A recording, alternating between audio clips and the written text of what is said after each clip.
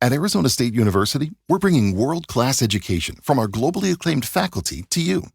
Earn your degree from the nation's most innovative university. Online. That's a degree better. Learn more at asuonline.asu.edu.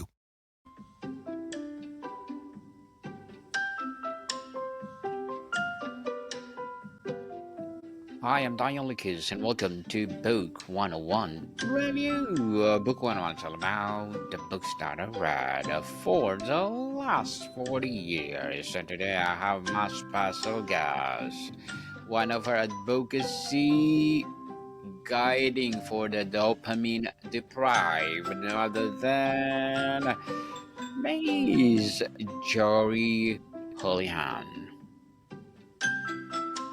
Thank you for having me. Welcome, Miss Jorie, on Book 101 Review. And can you please introduce more about yourself that I missed? Yeah, so my name is Jorie Houlihan. I am your guide for the dopamine deprived, as I like to say. I am an ADHD life coach, and I work with women who discovered their ADHD or come to accept their ADHD later in life. So I help them to figure out how their brains work, help them to better understand why they make the decisions that they've made in the past so that they can then start to make decisions that will work with their brain as opposed to against it, so they can start to thrive in their life instead of feeling like they're just getting by. Yes, and thank you so much for sharing your knowledge and wisdom to the world, Miss Jorie. Thank you. And today let's talk about ADHD and the shame spiral, why women blame themselves, and how to break free. So tell us, why do women with ADHD so often internalize their struggles as a personal failings rather than correctly attributing them to a neurobiological condition? That is a great question. So girls are taught to mask from basically birth.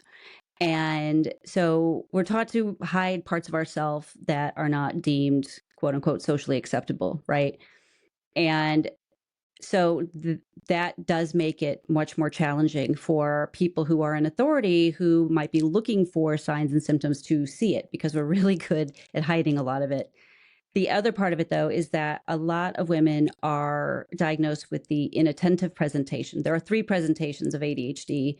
There's the hyperactive impulsive, there is inattentive, and then there is the combined presentation where you have enough markers from both of the previous two to have that. I personally am combined, but most women are diagnosed with inattentive, and those symptoms are much more subtle, and they are often seen as character flaws, like, you know, she's so messy, she's so ditzy, she's a scatterbrain, things like that. And so we internalize that and we think, oh, there's something wrong with me. And it's not us, like it's not something we can actually control. And so when you have that your entire life, right, it definitely leads to a lot of feelings of shame.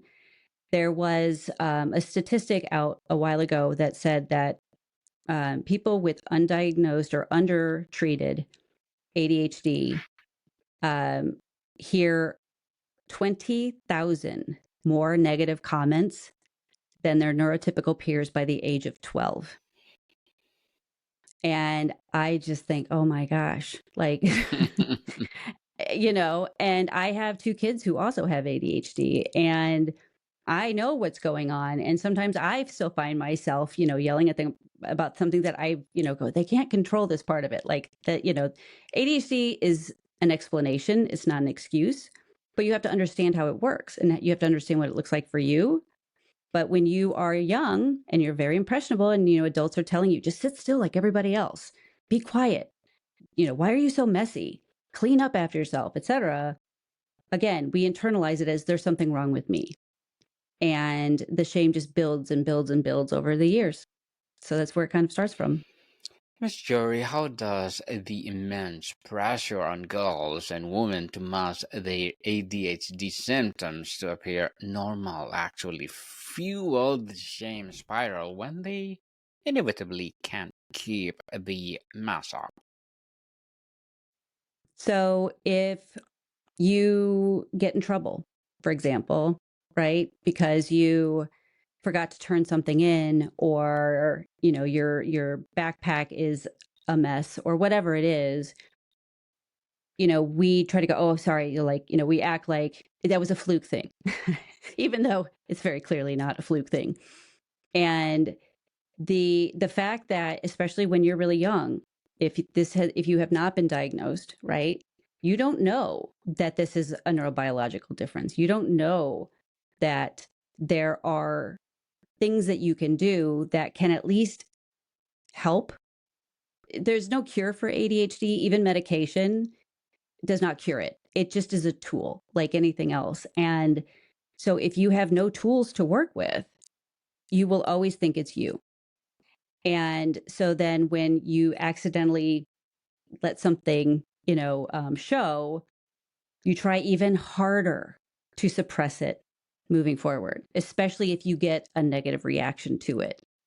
And I want to be clear, I'm not a therapist. I want to be very clear about that. This is what I have seen with my own lived experience, with my kids, but also with my clients as well when we've talked about some of these things. The especially when you are younger, especially when you're a tween or a teen as a girl, you really want to fit in, right? And so when who you are may be different from the people around you, you will do whatever you can to suppress all of that. But that also just contributes more to the shame, because you keep thinking that there's a reason you have to. Why can't I be like everybody else? Why can't I be quote unquote normal? And what I say to my kids all the time is, well, who decides what's normal? Like, boring people. That's who decides what's Mhm. normal. Who wants that? So so I have always been, I believe there's a big difference between fitting in and belonging. Fitting in means you have to change who you are in order to be accepted. Belonging means you can be your full ADHD self and be accepted. And so I always try to encourage people, find out who that is. You've been, especially with the women that I work with, they've been hiding a lot of this stuff for a long time. And I can't tell you how often I have been working with a client and they will say to me, do you know what a breath of fresh air it is to be able to talk about this and not feel judged? Yes. And that's when anybody works with me, that's one of the first things I tell them is this is a no judgment zone. And I always tell people, look at things through the lens of curiosity. Because when you look at things through judgment, you just get more judgment. But if you look at it with curiosity, that tends to bring more answers, or at least better questions. And so that alone tends to help take out some of the shame that they're feeling, because now they also see they're not the only one. And I think one of the reasons that people like working with me is because they know I get it. I've been there. And so I completely understand how this all works. And and I still have to work sometimes at being my authentic self, because I spent almost 50 years trying to hide all of that, right? And so it takes time. But it is a big struggle for us, because also people with ADHD really hate not being authentic. And so there is this constant back and forth within ourselves, this constant, battle within ourselves about, can I be myself with these people, or do I have to hide it? Well, I don't like hiding. I don't feel good about myself, but I want to be friends with them. And there's just this back and forth. And a lot of this is just maturity too. Like, when you're young, this is how everybody learns. But for us, our frontal lobe develops slower. So while most people, neurotypical people, their frontal lobe develops by the age of 25, 26, for us it's closer to like 32, 33, which also, you're seeing people in your life, they're getting married, they're having kids. And for a lot of us, we're like in limbo a lot of the time and thinking, what's wrong with me? Why can't I do this like everybody else? And again, it's just that self blame. And so for me, when I was first diagnosed, it was like this huge weight had been taken off. So I was like, wait a minute. Okay. I didn't have control over a lot of this stuff. I didn't know what I was dealing with.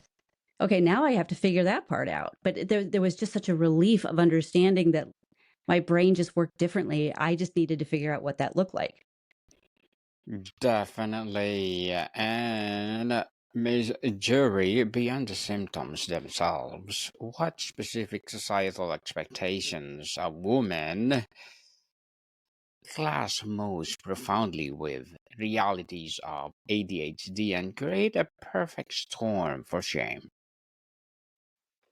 So society expects girls to be quiet and polite. And it's not that we're not, but a lot of us are chatty Cathys. That's where our hyperactivity comes in. We are expected to never be rude, and we will interrupt a lot because we're afraid we're going to forget what we're going to say. We are supposed to kind of always have it together, but there's a huge component of ADHD that is emotional dysregulation. So then we're often called too much or too sensitive or whatever. Um, uh, there's a We're also out of the box thinkers, and I think anybody who's an out of the box thinker, regardless of whether or not they have ADHD, tend to be, depending on their time of life and who they're surrounded by, can be ostracized for that, right? Because it's weird, it's different, it's not what everybody else is doing. But that's where innovation comes in, right? That's one of our strengths, in my opinion. We're creative problem solvers. But until you understand that, and if the people around you are not understanding about that, you'll be criticized for it. Yeah, women just there's a lot of higher standards for women that are challenging for even neurotypical women to live up to. But then when you're struggling with ADHD, because it impacts literally every area of your life: health, money, education, friendships, relationships, everything.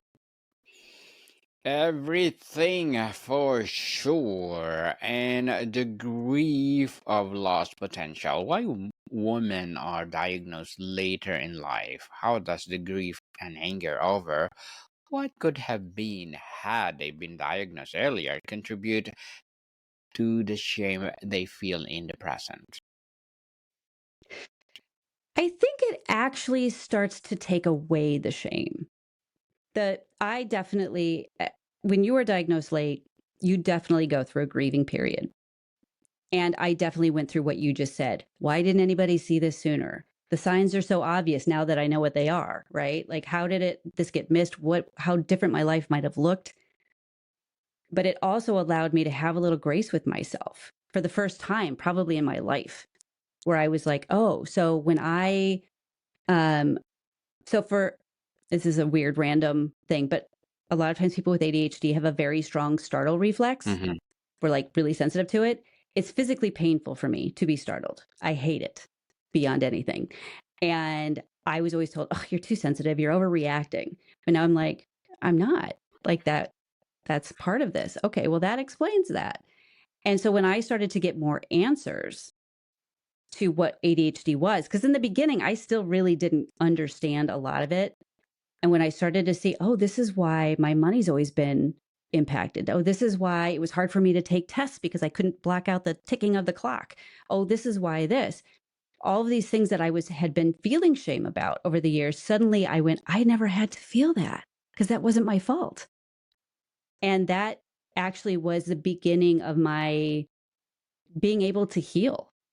Now, not everybody has that. Some people kind of stay stuck in their story, and that's kind of a whole other topic. But for a lot of women, because it's sort of muscle memory, that shame and that judgment, we are our own worst bullies by far. Sometimes it takes more time to get past that. It's not that I don't ever have feelings of, oh, I have regret about my kids when they were young. Like I say very often, I wished I had been diagnosed sooner, not even so much for myself, but for my kids, because I was incredibly emotionally dysregulated when they were young and I yelled a lot. And I have a lot of regret about that. But I also, when I recognized that that was part of my ADHD, I actually had conversations with each of my kids separately about it. And I apologized. And I said, I didn't know what I was dealing with. I'm working on it. I'm not going to say this is going to be perfect, but at least now I understand what I'm dealing with. And that made a big difference for them. They then kind of understood, okay, so now we understand where that was coming from. And so that also sort of helped heal things in that area of my life. So I don't know if this answers your question or not, but to me, that was actually when I started to have less shame. Mm-hmm. So, can you describe how the simple act of comparing themselves to a neurotypical peers or even other women with ADHD who seems to have it together triggers the intensifies the shame spiral? That's a great question. I don't know who made this quote, but there's a quote that says, comparison is the thief of joy. And I could not agree more. And I spent my entire life comparing myself to other people, trying to figure out why can't I do these things? Oh, I'll watch them and I'll try to do what they're doing, not understanding that their brain worked differently, right? And even when you are dealing with people who also are neurodivergent, neurodivergency, first of all, is a spectrum. You have some people that have very mild symptoms, and then you have people that are really, truly disabled by it. And so there's a wide range, and areas where maybe that might be a struggle for me may not be for them. But that's true for anybody. But what I have to constantly tell my clients is stop comparing yourself. I regularly encourage my clients to celebrate their little wins, like when they did the thing that was a real struggle for them to do, because task initiation, for example, is a struggle for us because we're low on dopamine, and that's the thing that gets you to do the thing, whatever that thing is. So if you do it, I want you to celebrate it. Do a little happy dance or whatever it is that makes you happy. And they will judge that and say, but that's not like a big thing. And I hear it, even though they don't say it, I hear it in their head. A neurotypical person doesn't need to worry about that. And I have to remind them, you're not neurotypical. This was a big deal for you. So celebrate it. Because you know what? There are things you can do that they can't. So instead of comparing apples to oranges, in my opinion, just celebrate who you are and become comfortable with who you are. And then the right people will start to come to you. We often see women with ADHD become chronic overachievers or people pleaser. How does this exhausting strategy, while sometimes effective in a short term, actually make eventual shame crush even worse? Oh, yeah, that is a very good question. So we have terrible people pleasing tendencies, and it is we want to make people happy. We don't want to be judged. And so if we feel that we've let somebody down, right? We didn't people please enough or whatever, we absolutely feel that. And we blame ourselves. And it may have nothing to do with us Mm-hmm. in terms of why they weren't happy or whatever, but we absolutely take it as it's us. We always, and it takes a lot to get out of this habit. We tend to always assume we did something wrong because we've been told our entire life we were doing something wrong. And so if we feel that we've let somebody down, if that kind of thing, it we immediately internalize it as I messed up, which of course all that builds into shame, right? It is this just feeling like I just can't do anything right sometimes. And of course that's not true, but the the the overwhelming feeling of, oh, I let that person down, right? Because we really like to make people happy. That's the thing. Mm-hmm. We really love seeing people happy. I love making people happy. But what I have learned since my diagnosis and since I've seen, because terrible people pleasing. Because sometimes as a people pleaser, you put yourself in positions that are not healthy for you either. When you put yourself, when you are aligning yourself with toxic people who are never going to be happy, you're always going to be the one who's blamed, and you will always internalize that. And so that's why I talk about like fitting in versus belonging, because when you were in that fitting in mode, that's people pleasing mode. That is you changing yourself to please others. when you can be yourself, that is you being happy for you, and they can take it or leave it, right? But yeah, as you can see, shame is wrapped up all over the place in ADHD.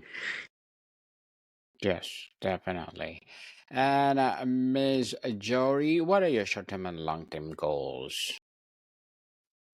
My short-term goals is I just launched a podcast myself.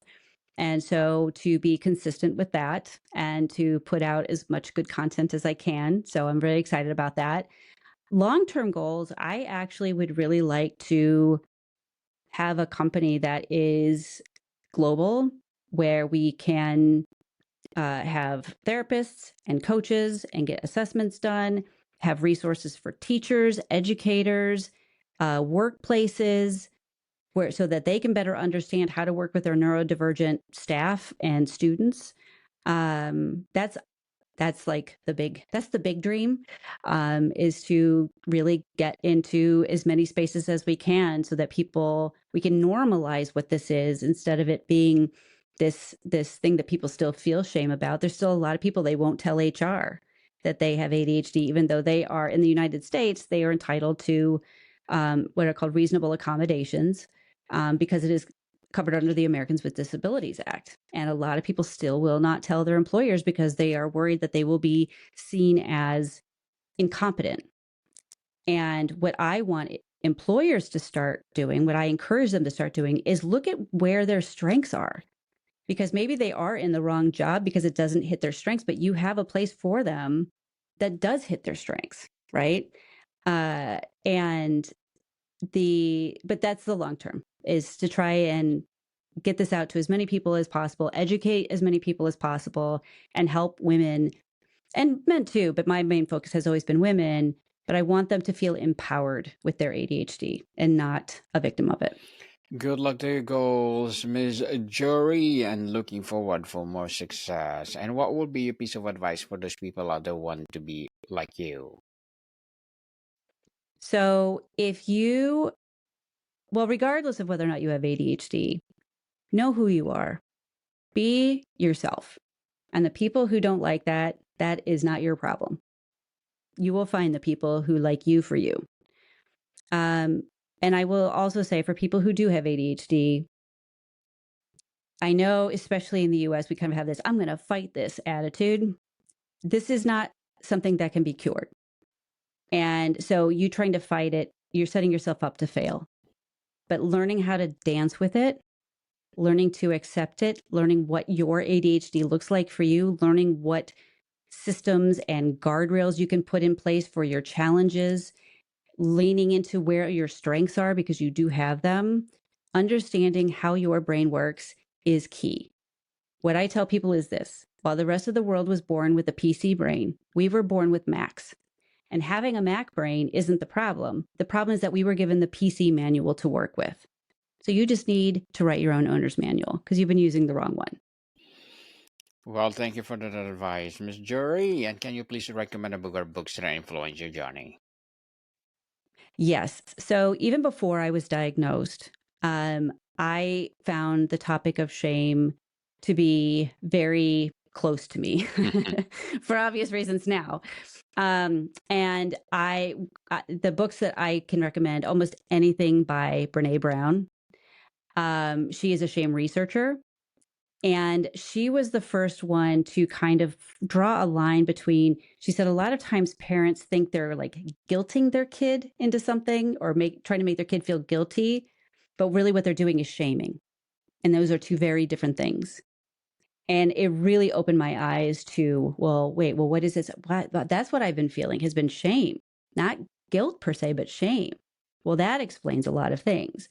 So one of my favorite books of hers is Daring Greatly. And she took that title from a quote by, I believe it was Theodore Roosevelt. And I won't read the quote because it's too long, but it's basically like, don't be taking advice from people who are sitting on the sidelines. Like, you got to, it's the people who are actually in the arena doing the work and getting scratched up and falling and getting back up, who are the ones that you need to be listening to, because they're the ones who are doing the real work. And I love that part of it too. But she really helped to take out the stigma of shame. And she made it so that it was something that was, I know this sounds weird, but tangible for me to do something with, as opposed to just sort of, drowning in it. And while prior to my diagnosis, that was still harder to do, I was able to take a lot of what I learned from her and apply it after my diagnosis. And when I started to see where shame was showing up due to my ADHD, and it was incredibly helpful for me. Miss Jorie, thank you so much for sharing your knowledge and wisdom to the world. So can you please invite our listeners to support your advocacy, your business, or whatever projects that you're doing right now? I'm sorry, I didn't hear that last Yes, part. can you please invite our listeners to support your advocacy, your business, or whatever projects that you're doing right now? Oh, of course. So you can go to joriehoulihan.com. That's where you can sign up or apply for private coaching. I also have a course called the ADHD Action Blueprint to help people take action with their ADHD. And if nothing else, I would love it if you would listen to my podcast. It's called ADHD and ... with Jorie Houlihan. And it is something that I'm very proud of. And sorry, now my dog is barking. Asher, hush. But it is where I can help continue to educate, and I would love to have as many women listening as possible. Yes, people, let's support Miss Jorie Houlihan, because if you support her, for sure, more and more empowering advocacy about ADHD. So, Miss Jorie, thank you so much for your time. Thank you very much for having me. I really appreciate it. Body call, people. See you soon.